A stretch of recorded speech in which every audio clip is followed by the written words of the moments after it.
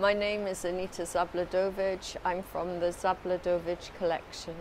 My education is quite personal because when I started, I studied fine arts, which I actually hated. I studied art history, which I actually hated, so I went into design because I love design.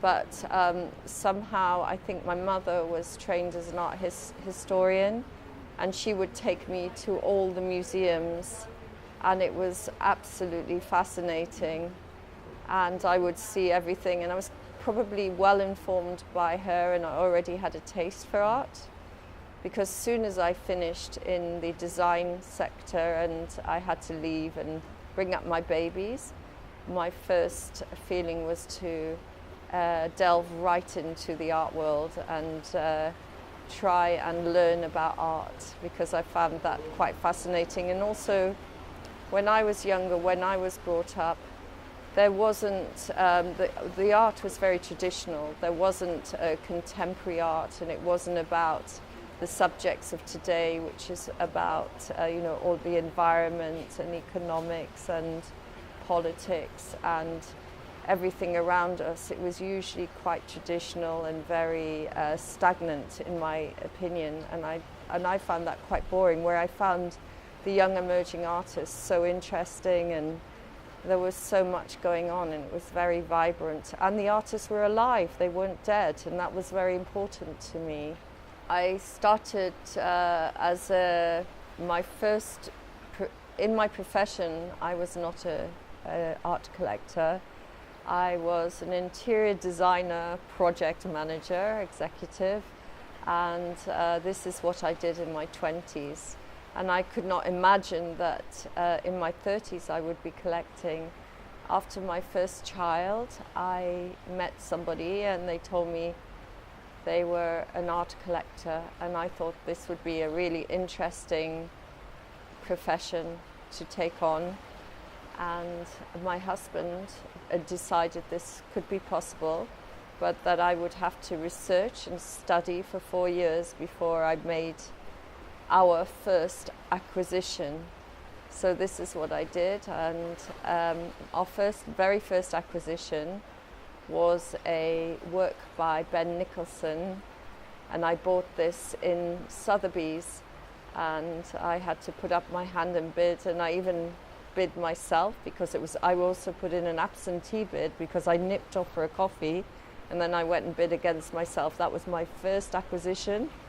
When we were deciding to collect at the beginning, we decided that we would collect modern British art. However, what happened was we discovered that there was a whole world out there, and my husband discovered art photography, and he immediately started buying Matthew Barney. So he ruined all my plans, and we never imagined that we would be going beyond hanging pictures on our wall in our home.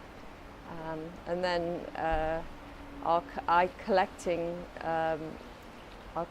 ambitions grew, and it was a very exciting new world, and this is how it all began. Well, when we first started to collect, we also started to build our first home together, and at the same time the Tate was being built, and Vanessa Devereux, the sister of Richard Branson, introduced us to Nick Sirota, and we met Nick Sirota, and he showed us around the new Tate before it was built, and it was a building site, and we were very excited and wanted to support the Tate. And Nick realized that we were also trying to build our collection from the beginning, and he introduced us to Thomas Dane, who actually was and is the architect of the collection at the beginning. So from modern British, we quickly became collectors of art photography. Because it is my nature to look around, and I was very interested in new medias and emerging artists.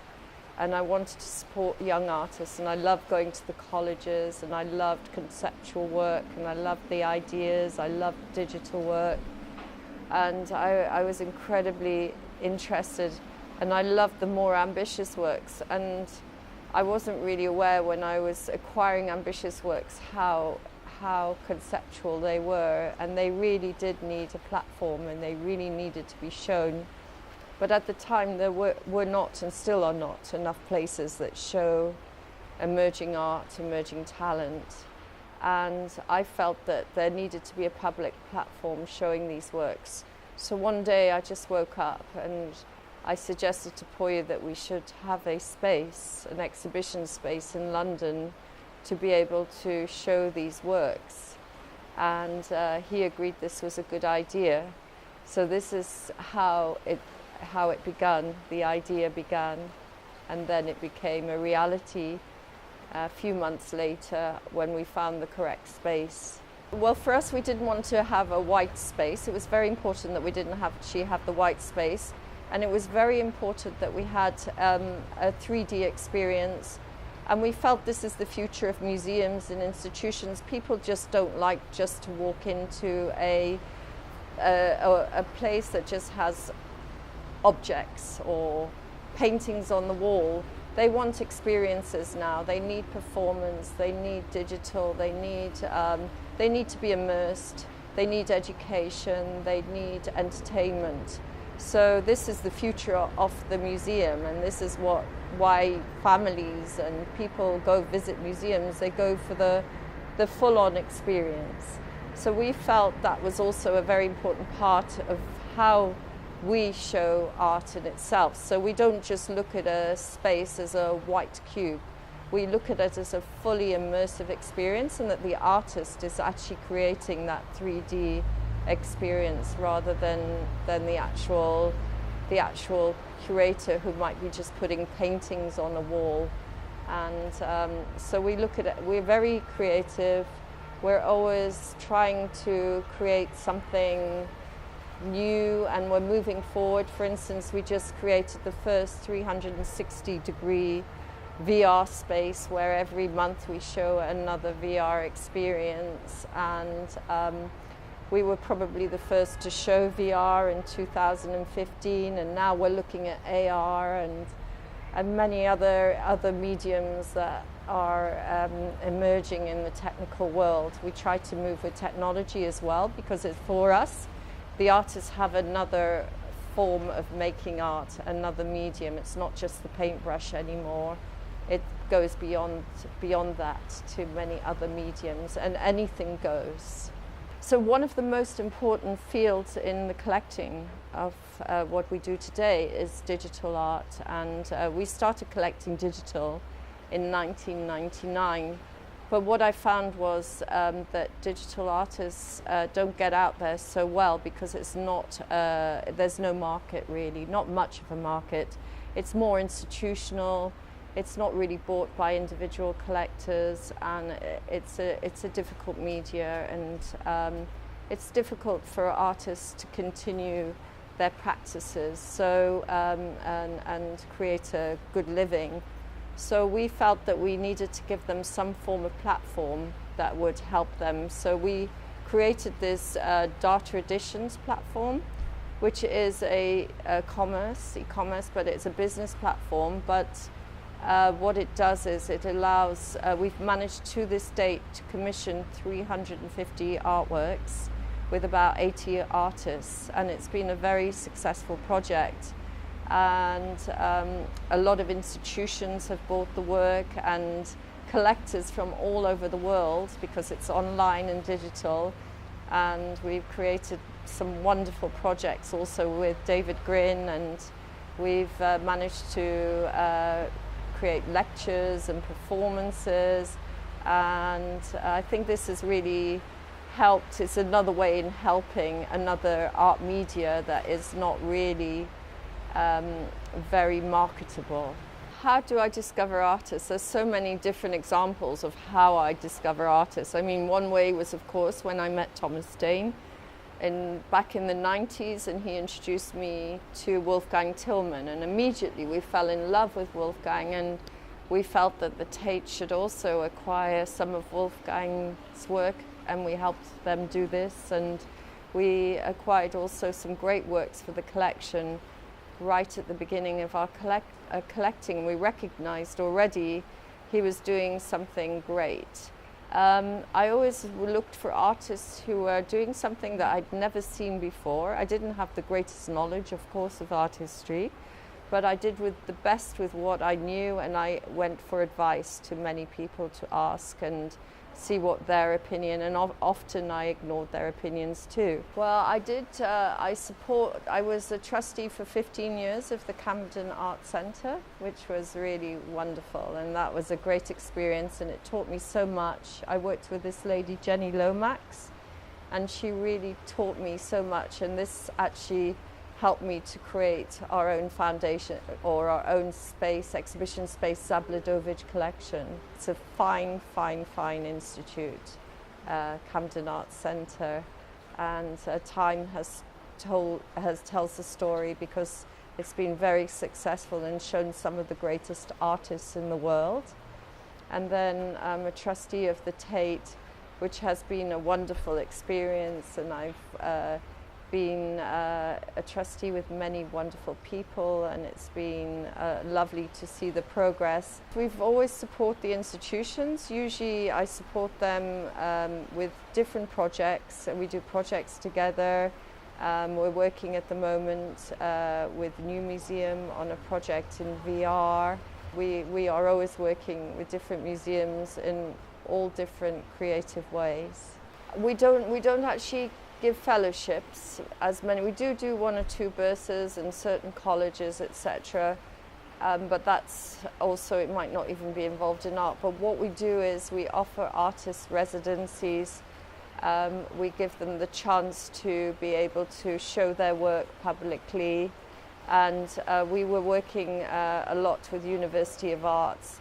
And we also have an educational program called Testing Ground, where one of the programs is we bring in the MFA curatorial students, and they create shows, and they have a whole educational experience, and it's part of their MA and MFA courses. So it works really well, and that's been very successful. And we also do master classes where we invite artists who want to move on and improve what they're doing, and then we invite more well-known and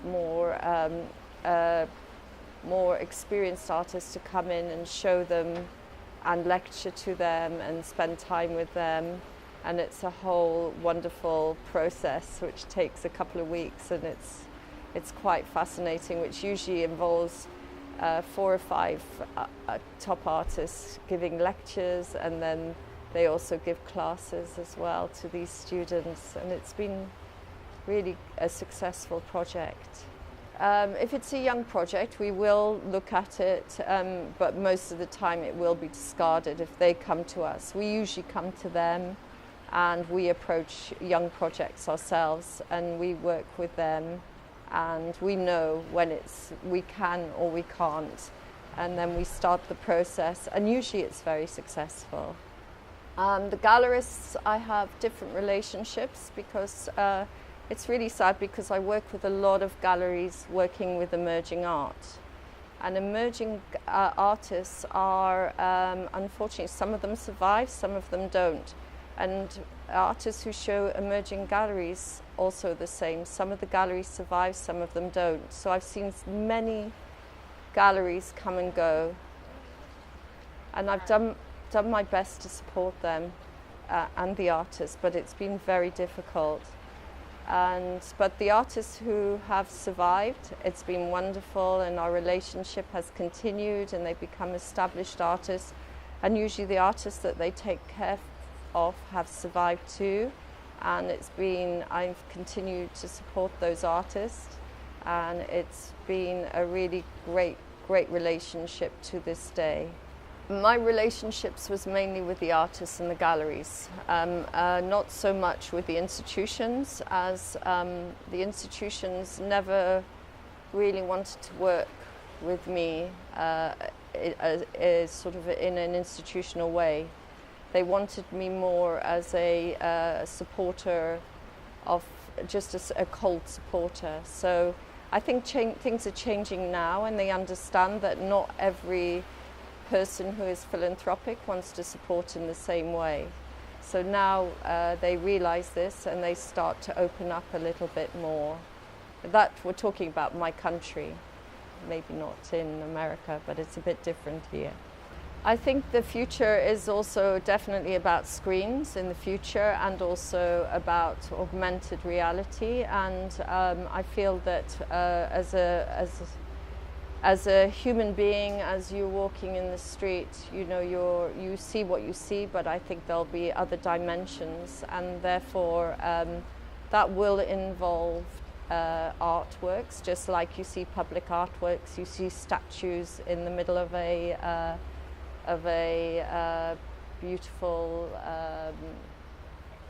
public space. You will also see 3D immersions of video, and you'd see augmented reality of different ways of seeing things. And that's how I see the future. I think it'll also be, as well as inside the museums, which also will be a 3D immersive experiences as well as real and not real.